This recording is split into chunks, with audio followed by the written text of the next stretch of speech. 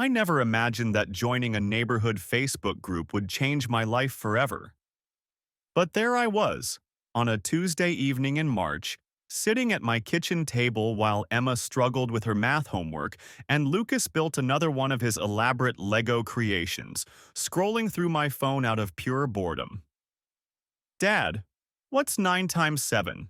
Emma asked, chewing on her pencil. 63, I answered absently, still scrolling. "And don't chew on that. You'll get lead poisoning." "Pencils don't have lead anymore, Dad," she said, with the exasperated tone only a 10-year-old talking to her hopelessly outdated father could manage. The neighborhood Facebook group was usually filled with the mundane complaints of suburban life. Lost packages, recommendations for plumbers, debates about whether the new speed bumps were necessary. I'd joined it a month ago after our Amazon packages kept disappearing, figuring it was good to stay informed about local issues. Rebecca walked through the kitchen then, her heels clicking on our tile floor, grabbing her purse from the counter. "I'm heading to book club," she announced, checking her phone. "On a Tuesday?" I asked, though I already knew the answer.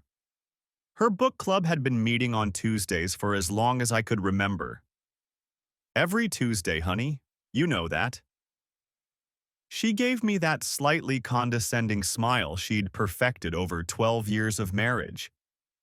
"We're discussing The Silent Patient tonight. Should be intense." "Have fun," I said, returning to my phone as she kissed the kids goodbye. "Love you guys. Be good for Dad." "We're always good," Lucas protested, not looking up from his Lego spaceship. After she left, the house settled into its usual Tuesday evening rhythm. This had been our routine for months now. Rebecca at book club, me handling dinner and homework, the kids in bed by 9. It was comfortable, predictable, safe. Or so I thought. The post that would shatter that illusion was already 3 days old, buried between someone complaining about dog waste and another person looking for a lost cat named Mr. Whiskers. Attention! To the inconsiderate person parking the red Honda CR-V in front of 847 Maple Street every Tuesday. You are blocking my driveway. I have to leave for work at 3 p.m. and your car is always there between 4 p.m. Also, this is a family neighborhood. Keep your romantic activities private. My kids can see you from their window. Posted by Karen Whitmore, Saturday at 4:47 p.m. 47 comments. I almost scrolled past it. Another neighborhood complaint, another minor drama. But something made me stop. Red Honda CR-V. Every Tuesday. 2 to 4 p.m. Rebecca drove a red Honda CR-V. Her book club met from 2 to 5 p.m. every Tuesday. My coffee mug stopped halfway to my lips. No, that was ridiculous. Lots of people drove red CR-Vs. It was one of the most popular vehicles in America. I was being paranoid. But I clicked on the comments anyway. Mike Patterson. LOL, Karen. I've seen them too. Every Tuesday like clockwork. They fog up the windows? Sandra Lee. Is that the couple that was there last Tuesday around 2:30? I thought they lived on Maple, but my husband said he's never seen that car parked overnight. Karen Whitmore. No, they don't live here. They park, make out for like 15 minutes, then go into the house with the blue shutters. 847 Maple. The single guy's place. My heart was pounding now. This couldn't be about Rebecca. It couldn't be. Jessica Torres. OMG, that's been going on for months. I thought it was the homeowner's girlfriend, but she parks in front instead of the driveway? Mike Patterson. Maybe his driveway is full of contractor equipment. He runs some kind of renovation business. Contractor. Renovation business. My hands started shaking. Karen Whitmore. I don't care why. I care that I'm blocked in every Tuesday. David McDaniel. I walk my dog past there. Can confirm. Red CRV, every Tuesday, been happening since at least July. July. 8 months ago. Patricia Williams. The woman driving it is brunette, always well-dressed, usually wearing business attire. Saw them kissing on the porch once. Margaret Foster. This is what's wrong with society today. No shame anymore. Karen Whitmore. Update. I took a photo of the license plate. Starts with XJK7. If you know whose car this is, please ask them to stop blocking my driveway.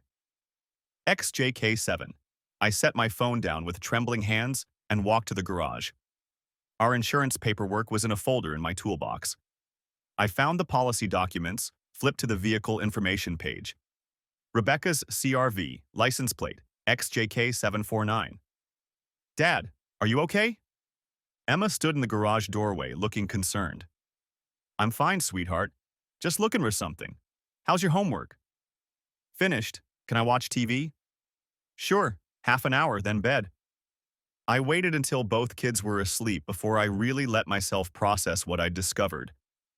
I sat in my home office, staring at the Facebook post, reading and rereading every comment. Multiple neighbors had seen this. For months. Every Tuesday, the same car, Rebecca's car. I opened Google Maps and typed in 847 Maple Street. 3 blocks from our house. I'd lived in this neighborhood for 8 years and rarely had reason to drive down Maple.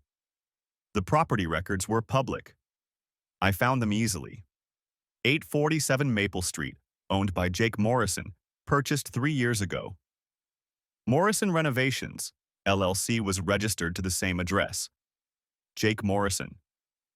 The name hit me like a physical blow.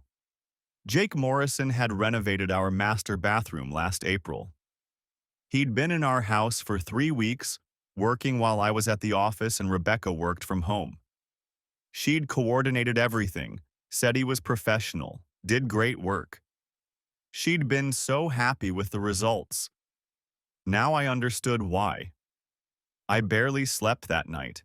Rebecca came home around 5:30, slightly flushed, saying book club ran late because they got into such a deep discussion about unreliable narrators.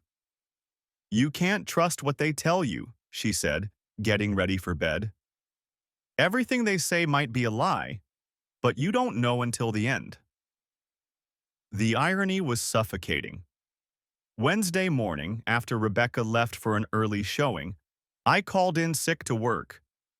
As soon as I dropped the kids at school, I drove to Maple Street. 847 was a beautiful craftsman-style house with blue shutters, perfectly maintained. The lawn was manicured, the driveway held a white contractor's van with Morrison Renovations, quality you can trust, painted on the side. Quality you can trust. Right. I sat in my car taking photos of everything. The house, the van, the address. Then I drove home and did what I should have done last night, search through our old text messages. They were all there in our shared iCloud, Rebecca's messages to me from last April. April 12th. Contractor starting today, seems nice and professional. April 15th. Jake's making great progress on the tile work. April 18th. You'll love what Jake did with the shower. It's gorgeous. April 22. Jake says he'll finish early if the fixtures arrive tomorrow. April 28. All done. Jake did amazing work, writing him a stellar review now. I searched her messages for any mention of Jake after April. Nothing to me. But that didn't mean there weren't other messages. That evening, I was the perfect husband. I made dinner, helped with homework, asked about her day. How was work? I asked as we cleaned up after dinner. Busy. 3 showings, 2 offers to write up. I'm exhausted. Book club really wore you out yesterday, too, I said casually, drying a plate. What time does it usually end? She didn't miss a beat. Usually around 5, sometimes later if we're really into the discussion. Yesterday we went until almost 5:30. Why? Just curious. You've been going for what, a year now? About that, yeah. It's been really good for me. Having that intellectual stimulation. Adult conversation about something other than square footage and closing costs. Where do you meet again? We rotate houses. Yesterday was at Melissa's. Next week is Katie's turn. I should meet these book club friends sometime. Something flickered across her face just for a second. Oh, they're not really. I mean, it's kind of our thing. Just the girls. Of course. That night, after she was asleep, I crept downstairs and opened her laptop. She'd left it on the kitchen counter, still logged in. Her browser history had been cleared, but she'd forgotten about the autofill in her calendar. Every Tuesday, 2 to 5 p.m., book club or Melissa's. But when I clicked on the recurring appointment and looked at the details, the location field was empty. No address. Strange for someone as organized as Rebecca. Thursday passed in a haze. I went through the motions at work, barely able to concentrate. My colleague Dennis noticed. You okay, man? You seem off.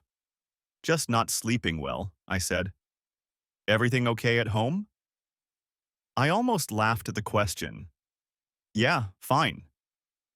That evening, I watched Rebecca more carefully. The way she checked her phone constantly, smiling at messages she didn't share. The way she'd become more careful with her appearance lately. New clothes I hadn't noticed her buying, getting her hair done more frequently, the gym membership she'd started using religiously. You look nice, I commented as she got ready for bed, wearing new lingerie I'd never seen. Oh, this? Just felt like treating myself. Friday, I did more research.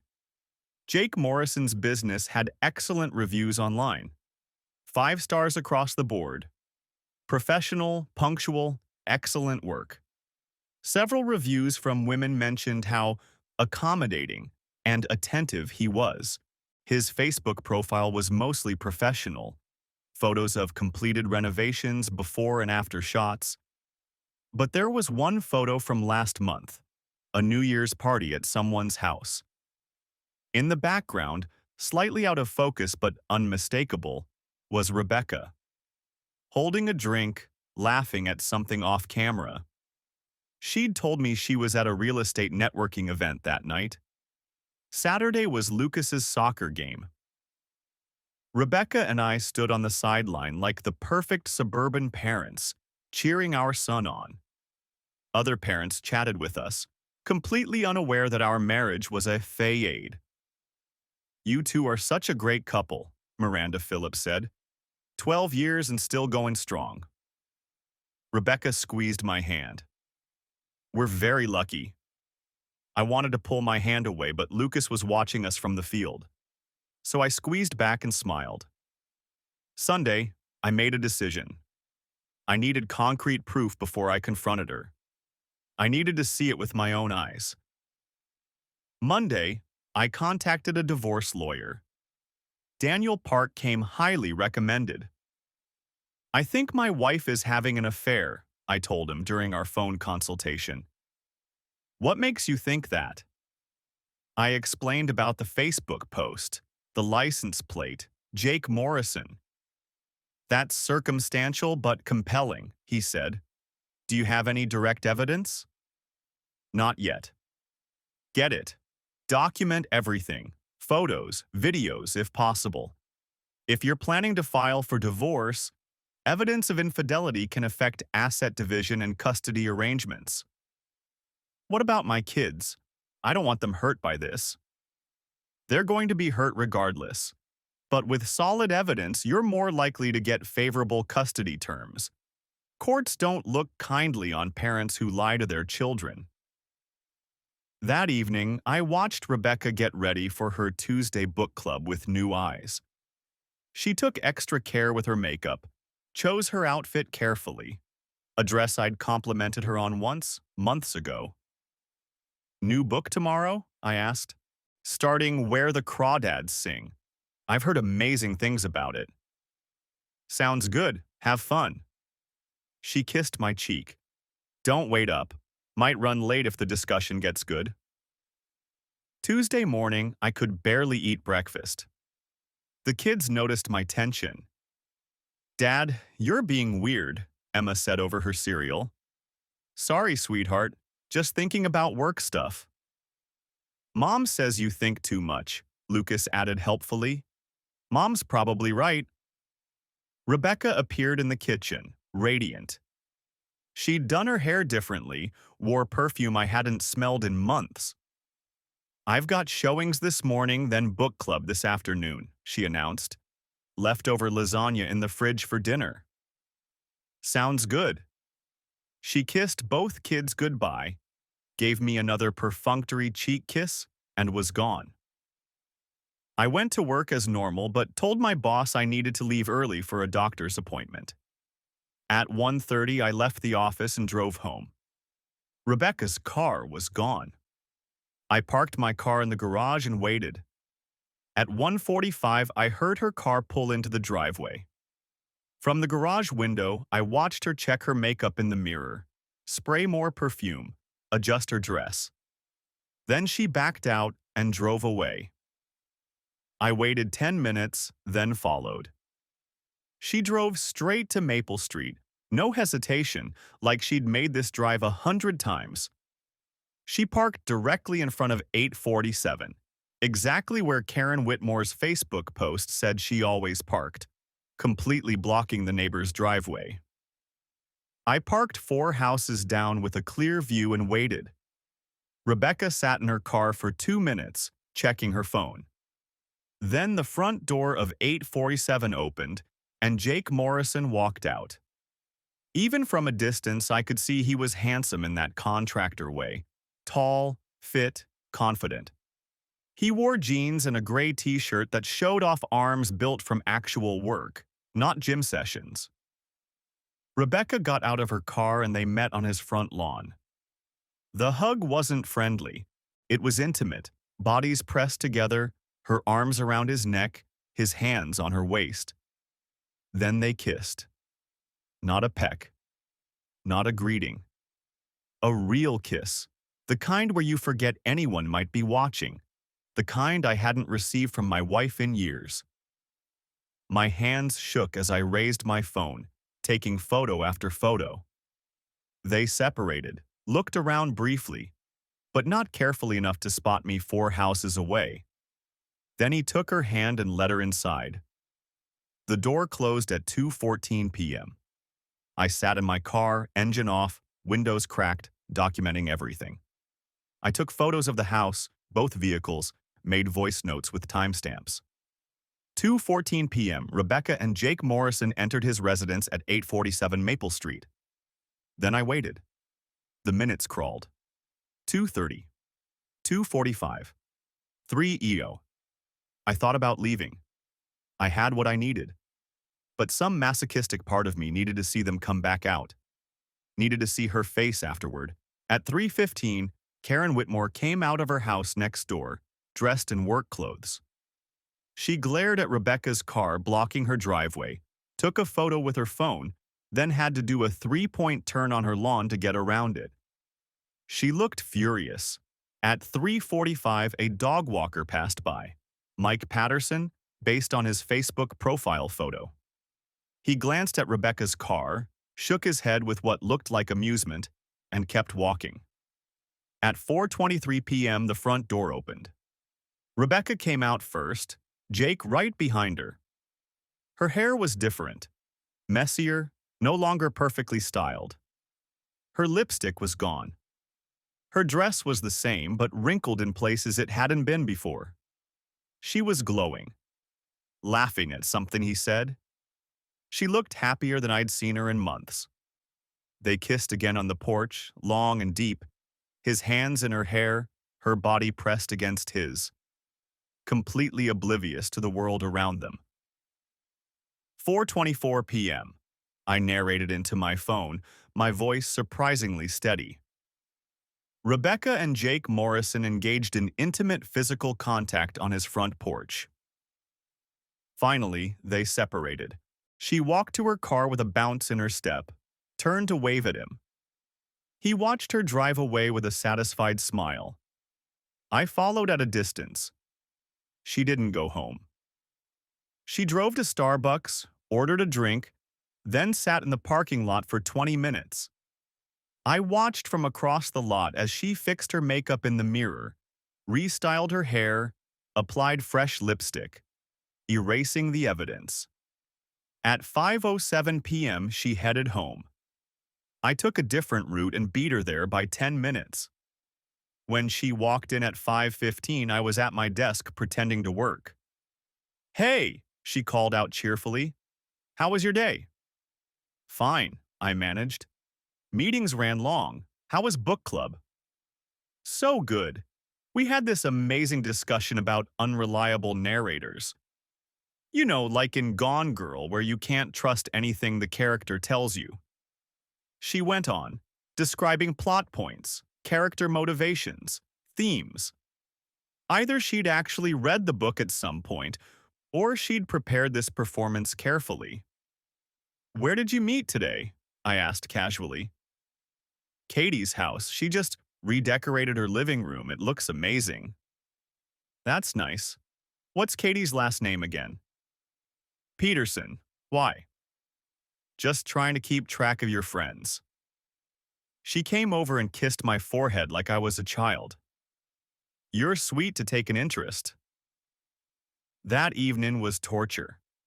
Sitting across from her at dinner, helping Lucas with his reading homework, watching her tuck Emma into bed with such maternal tenderness, all while knowing where she'd been, what she'd done, who she'd been with just hours before.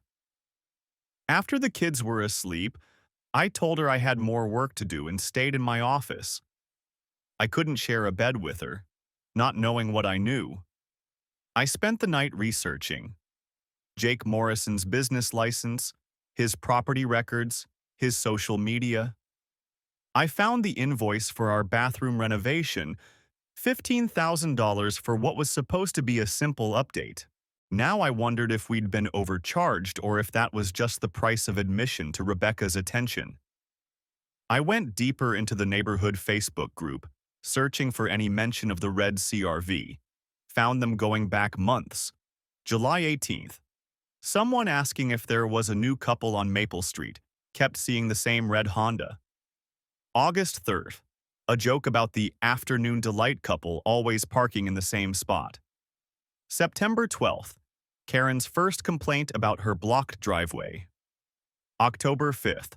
Multiple comments about the Tuesday couple. November 10th. Someone suggesting the Tuesday couple just get a room already, followed by laughing emojis. December 15th. More complaints from Karen. January 9th.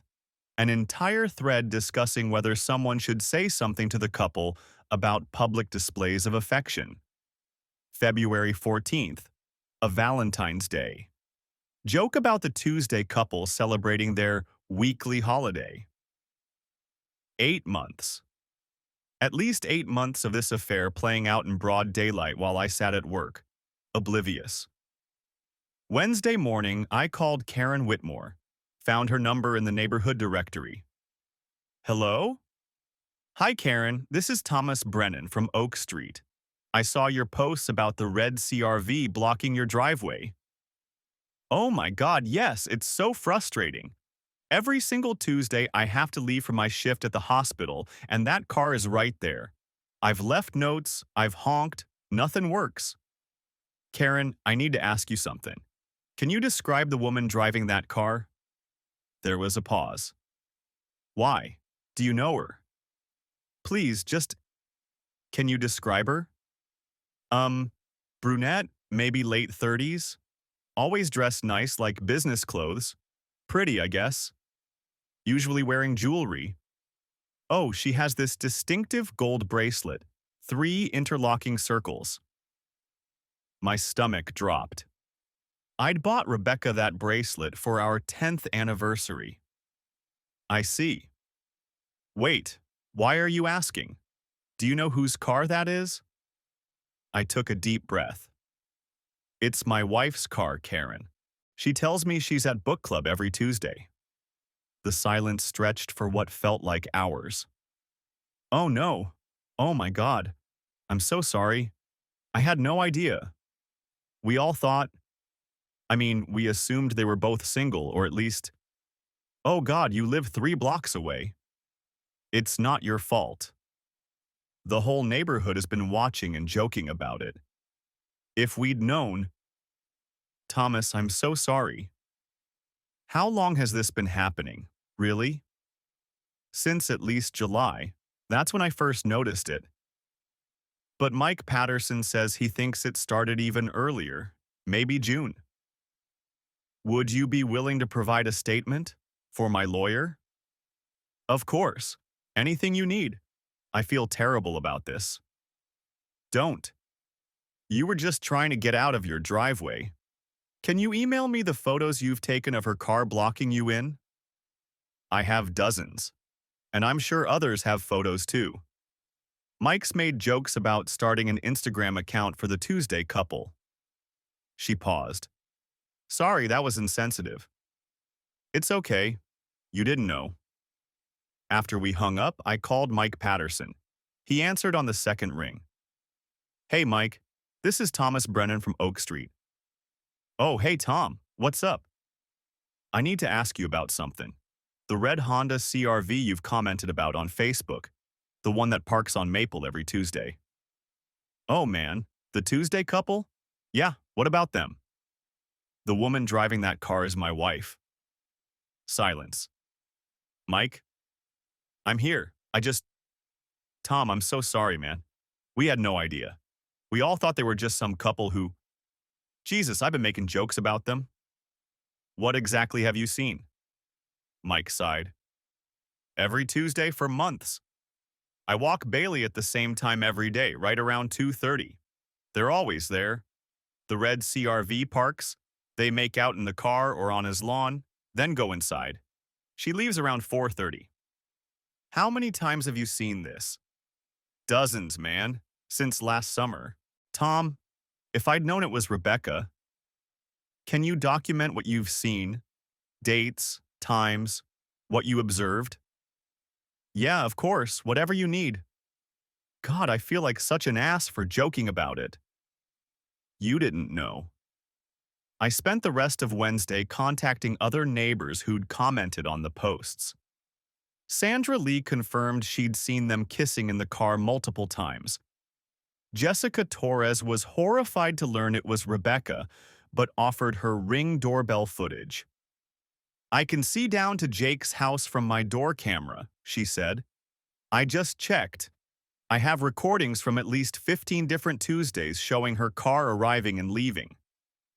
By Wednesday evening, I had photos and timestamps from my own surveillance, email statements from 6 neighbors, photos of Rebecca's car blocking Karen's driveway from multiple dates, Ring doorbell footage spanning 7 months, the paper trail showing when Jake and Rebecca met, the Facebook posts documenting the neighborhood's observations. I had everything I needed and more. Thursday morning, I dropped the kids at school and then drove to my mother's house. Thomas? What are you doing here? Shouldn't you be at work? Mom, I need to ask you a favor. Can Emma and Lucas stay with you Tuesday night? Maybe Wednesday too? Her face immediately showed concern. Of course. What's wrong? Rebecca's having an affair. She sat down heavily. Oh, Thomas.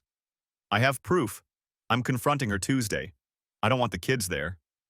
How long? Almost a year. With whom? The contractor who did our bathroom. Her face darkened. That Jake person? I never liked how friendly he was with her.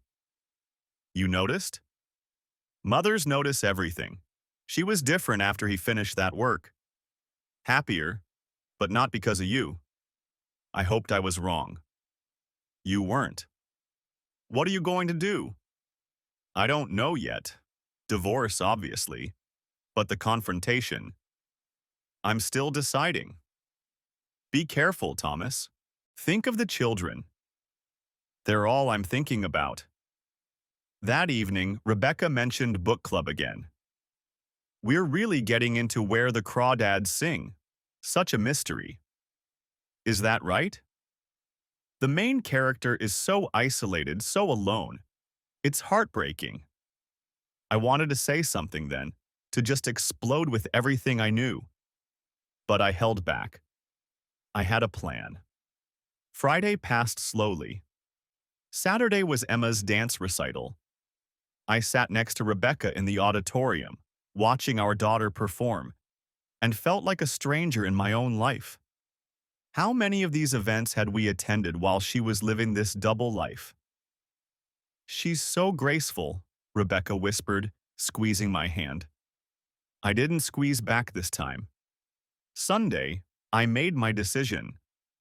I wasn't going to confront her privately.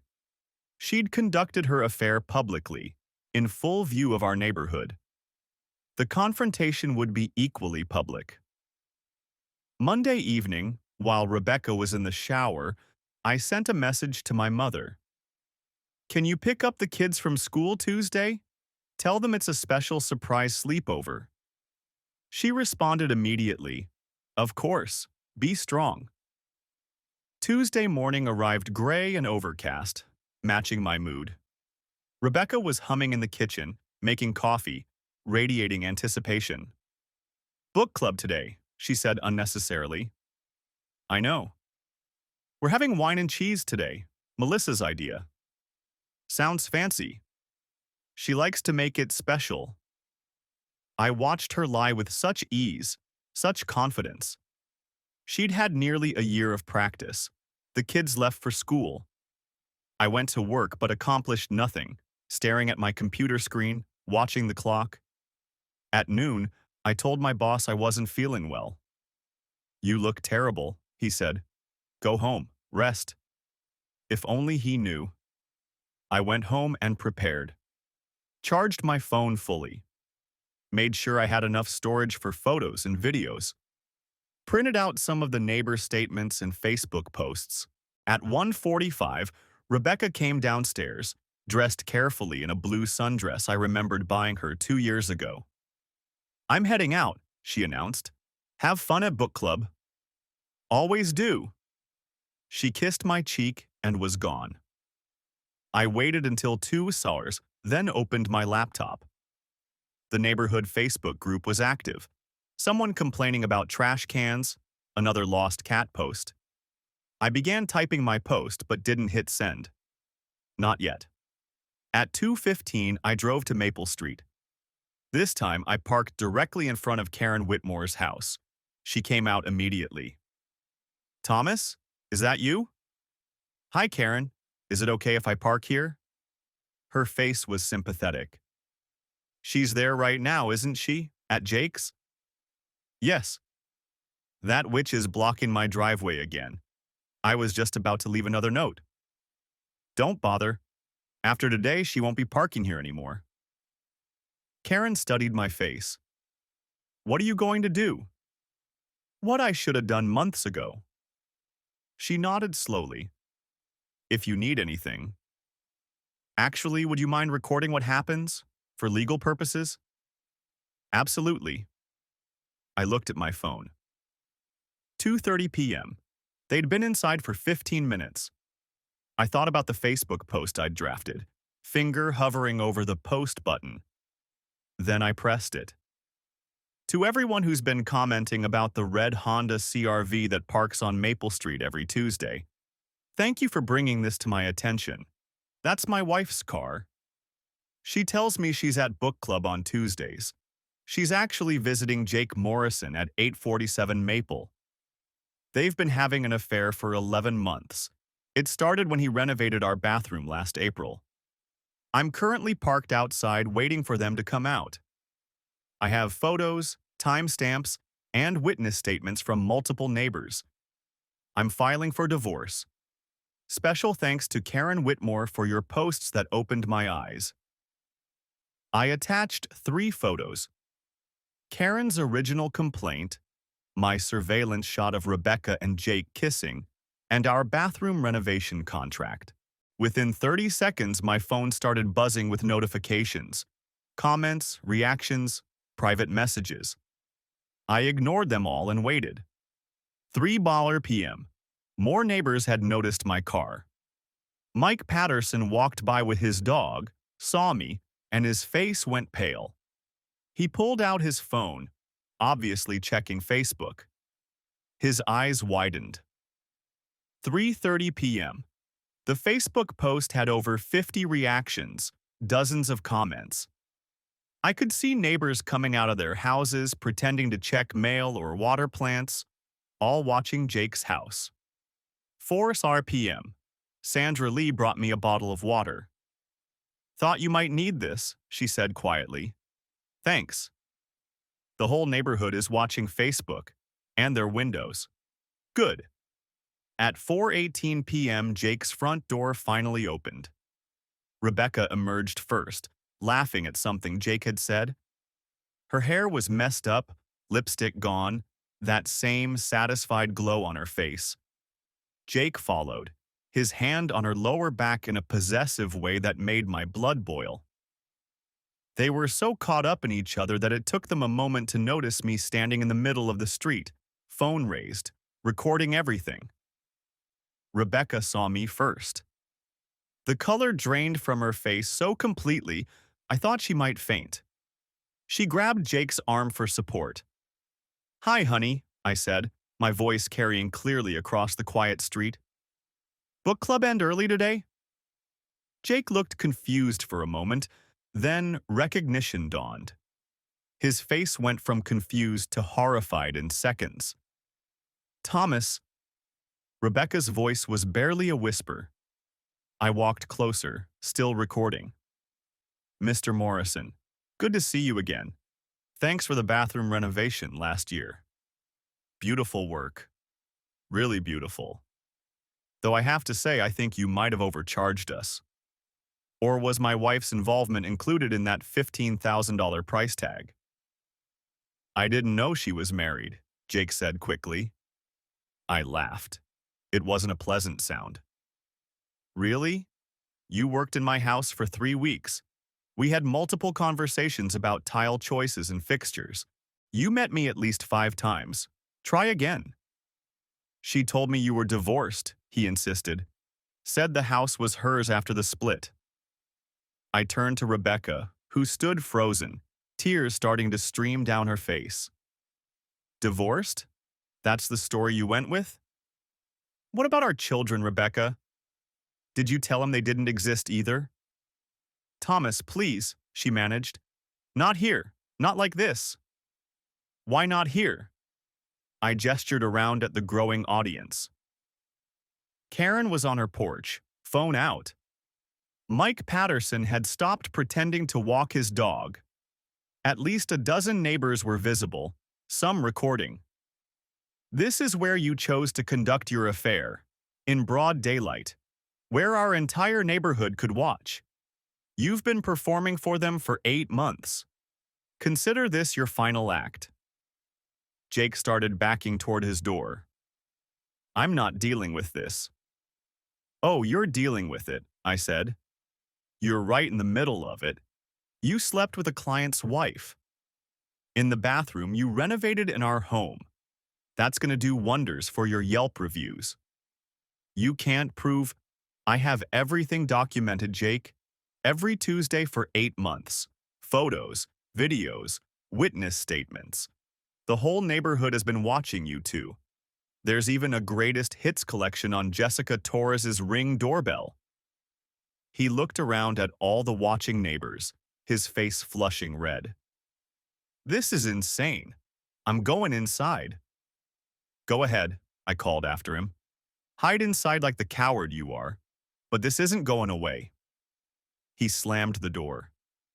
Rebecca stood alone on his lawn, looking lost and broken. Get in your car, I told her. Drive home. Pack your things. I want you out by tonight. You can't just kick me out of my own home. Actually, I can. I've already spoken to a lawyer. Adultery, especially with extensive documentation, gives me significant leverage.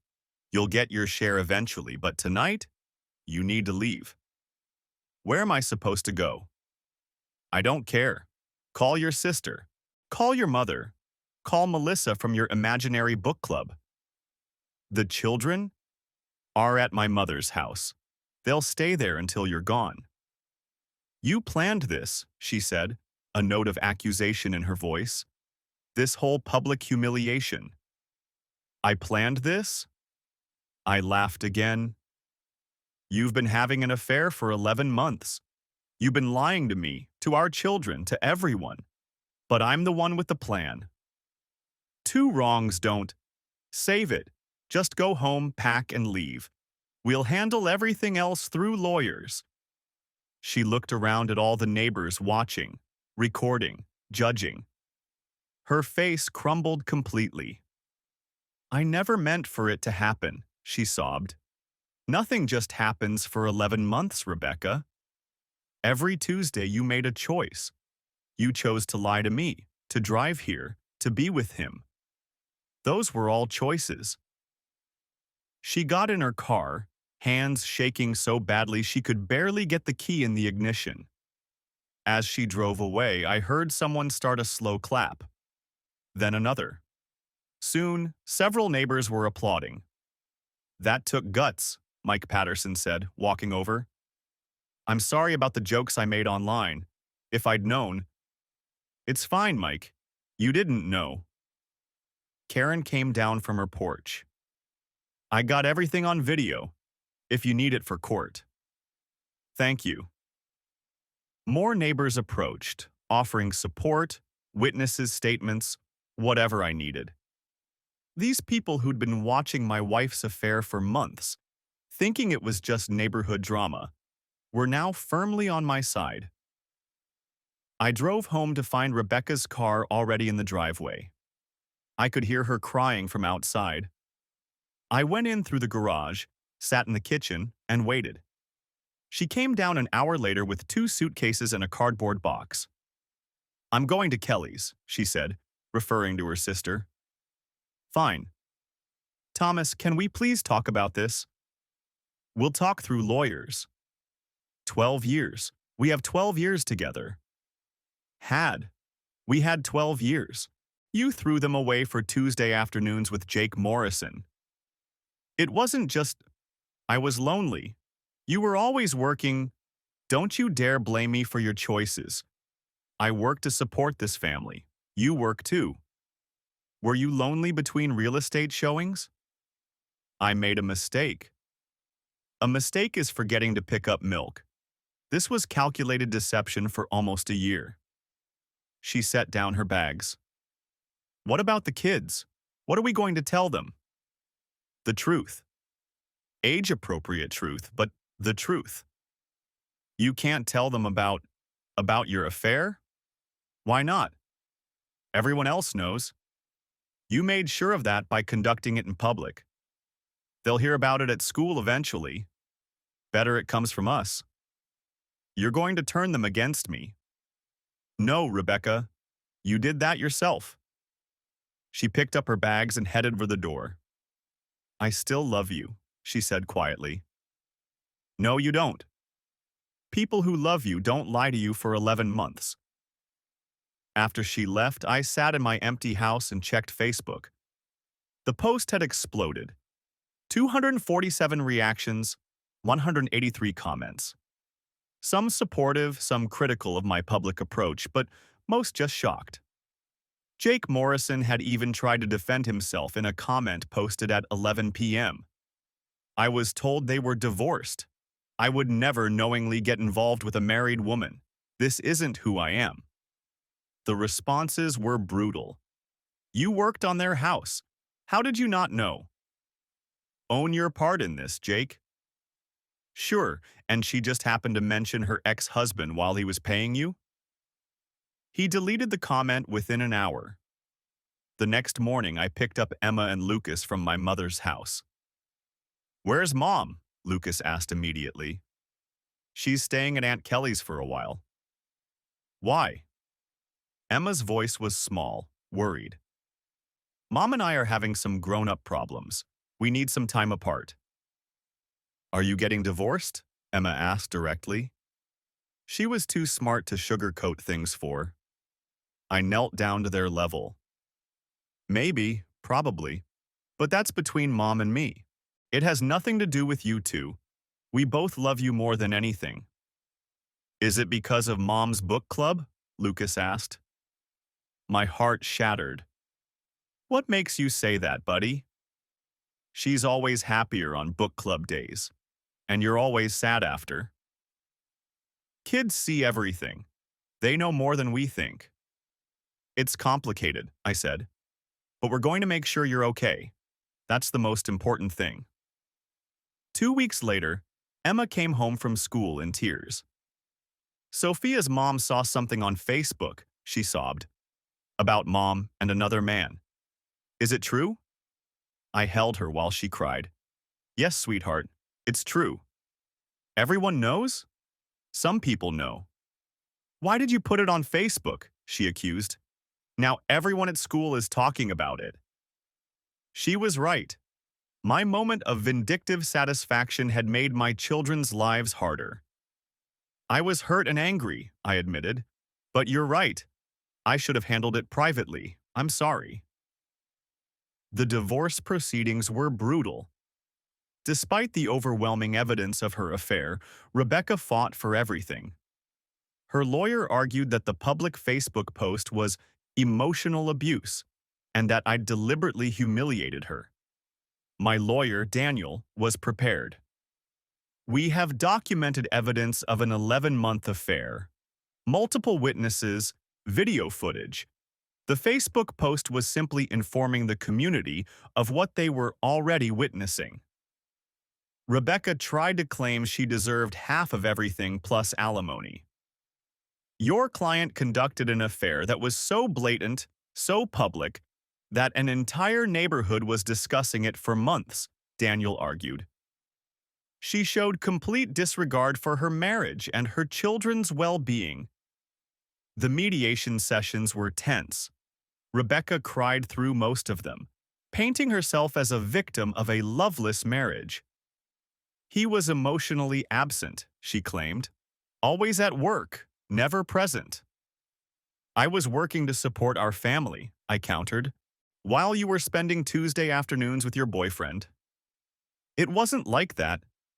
It was exactly like that. Every Tuesday, for 11 months.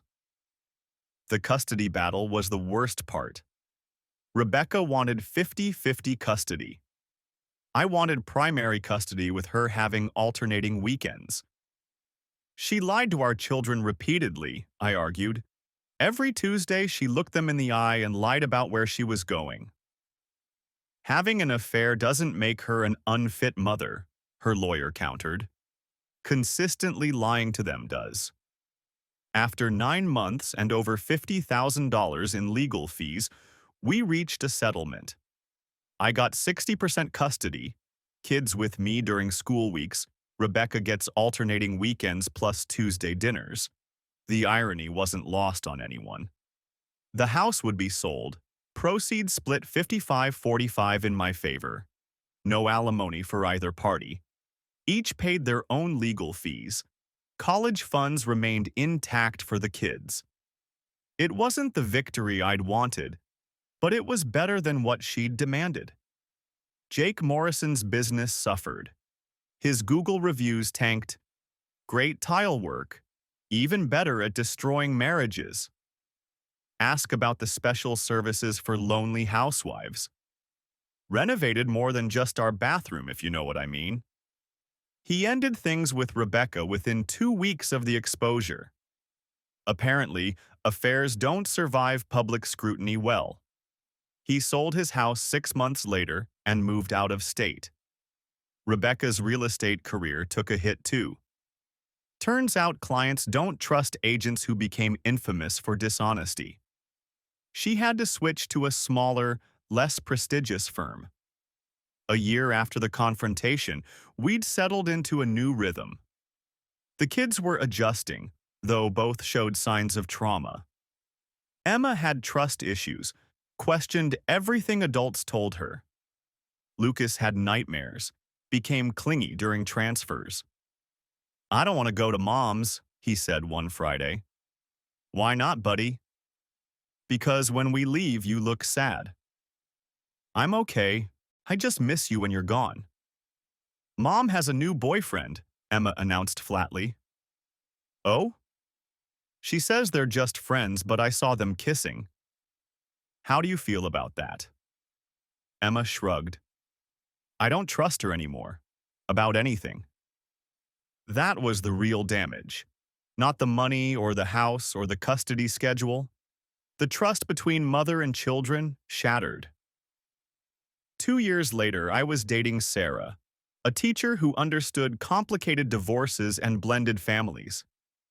The kids liked her, especially that she never tried to replace their mother. "Does it bother you?" I asked her once. "My baggage? The whole Facebook drama?" "Everyone has baggage," she said.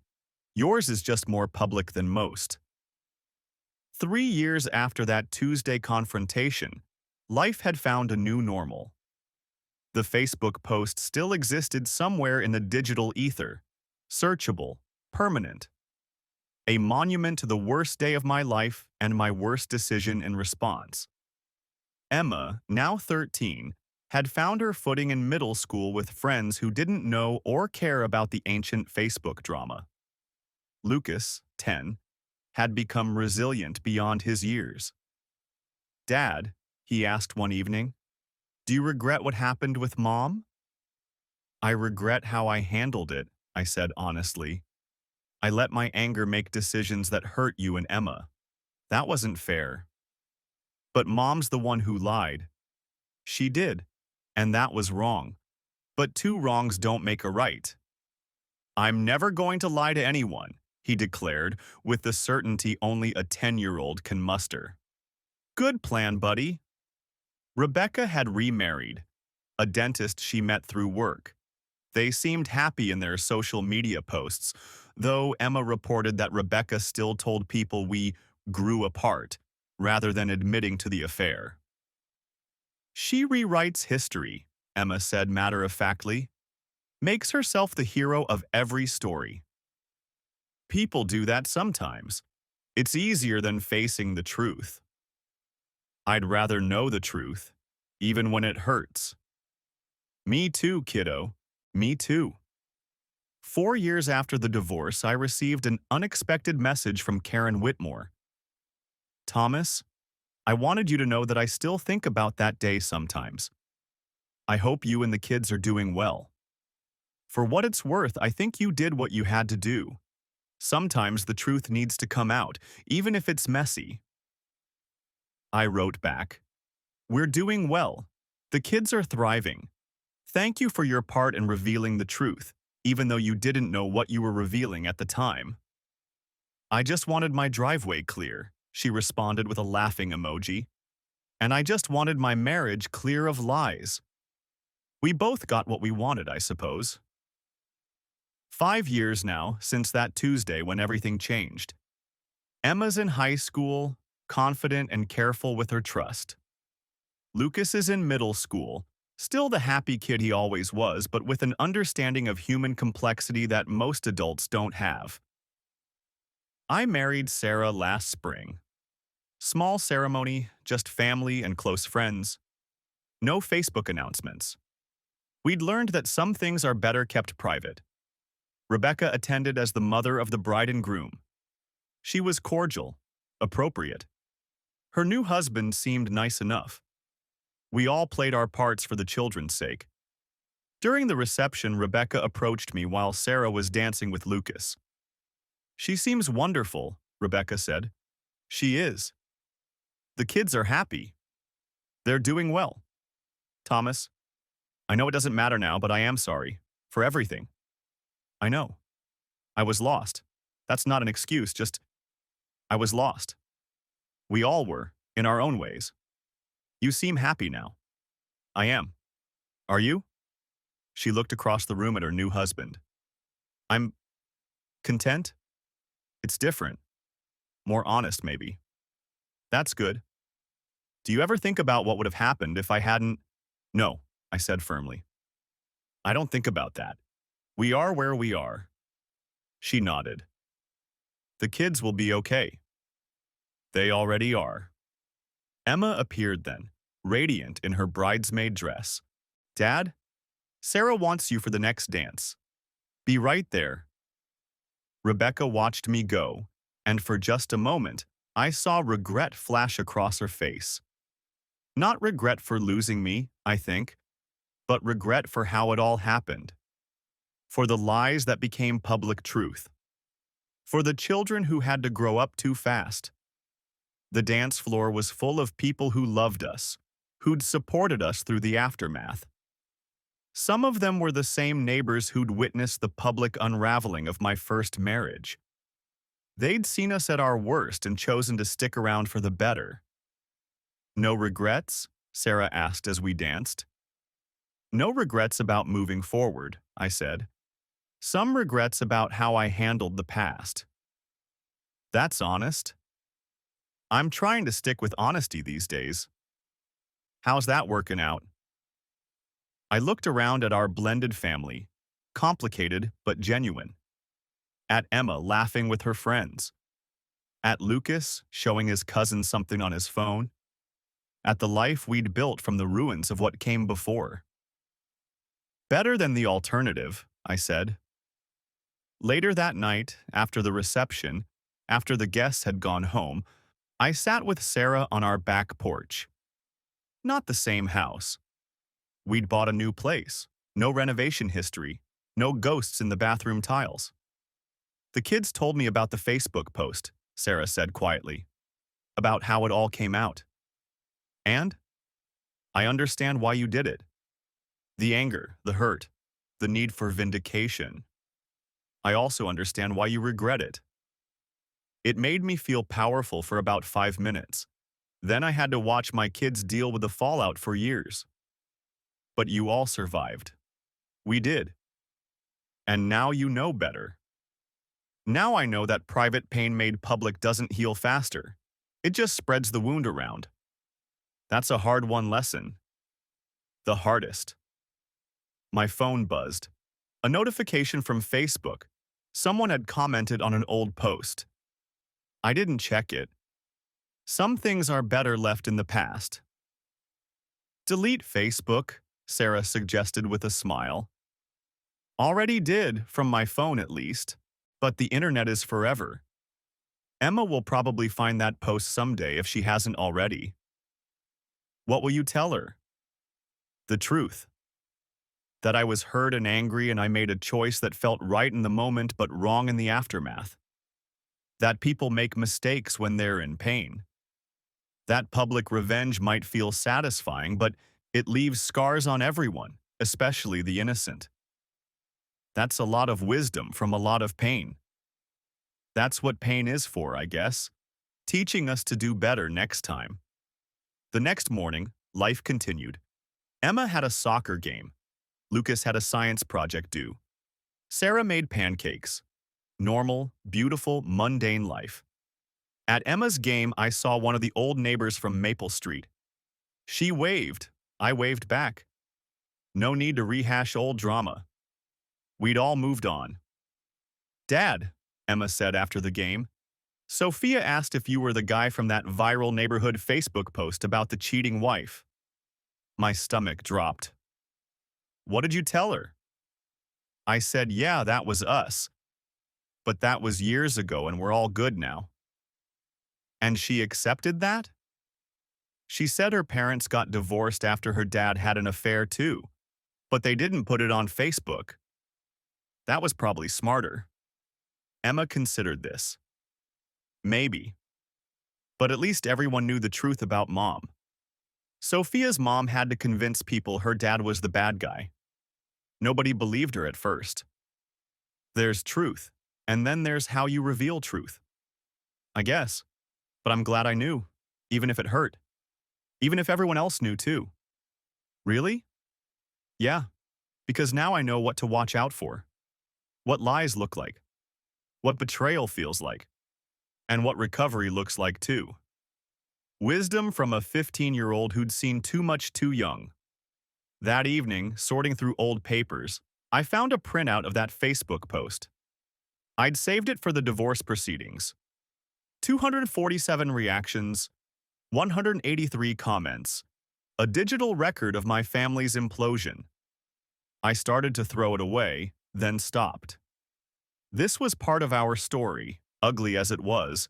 Denying it wouldn't change it. I filed it away with the divorce papers, the custody agreement, all the detritus of a life that had exploded and been rebuilt. Evidence not of victory or defeat, but of survival. Lucas found me in the office. "What you looking at?" "Old papers." "From before?" "Yeah." "Does it still hurt?" "Sometimes, not like it used to." "Good." He hugged me suddenly, fiercely. "I love you, Dad." "Love you too, buddy." "And I love Sarah. And I love Mom too, even though she lied." "That's good. Love doesn't have to be perfect to be real." "But honesty helps, right?" "Honesty helps a lot." That night, Rebecca texted me about pickup times for the next week. Purely logistical, no emotion. We'd learned to co-parent like business partners, efficiently and without drama.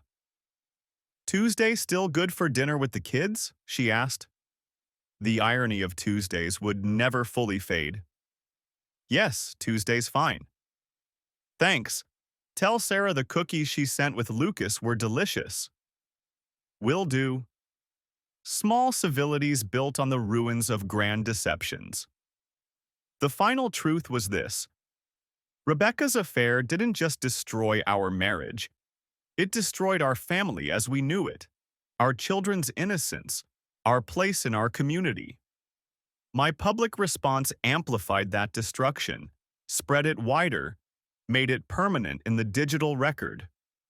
But from that destruction came something else. Not better necessarily, but more honest.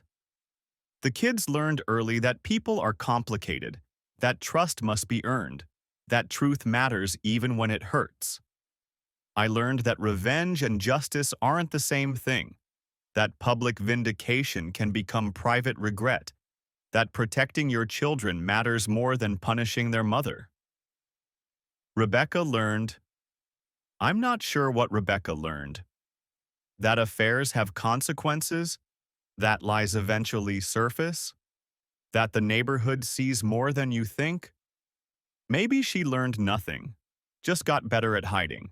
Jake Morrison learned that sleeping with clients' wives is bad for business. The neighbors learned that the Tuesday couple they'd been joking about was a family falling apart in real time.